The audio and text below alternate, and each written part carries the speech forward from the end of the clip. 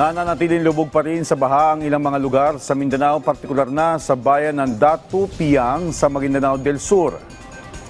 Ayon kay MDRRMO Head Suhara Sapalon, bagamat nakatanggap na sila ng tulong mula sa national government at ilang non-government organizations, umaapila pa rin ang lokal na pamahalaan ng dagdag na relief goods para sa libu-libong residenteng apektado ng matagal ng pagbaha.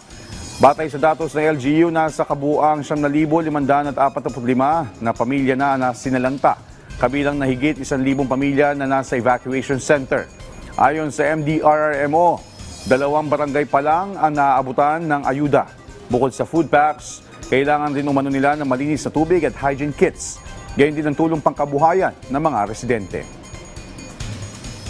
Nagpapasalamat po kami doon sa tulong ng mga ahensya ng pamahalaan at ng meron pong non-government organization na tumulong din po.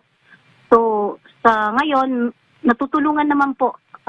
Siguro itong kanilang ayuda na dumating, inshallah magtatagal po siya ng nasa 1 linggo. Pero ang mas kailangan din po ng tao yung livelihood kasi nasira po yung kanilang mga pananim at saka ibang kabuhayan.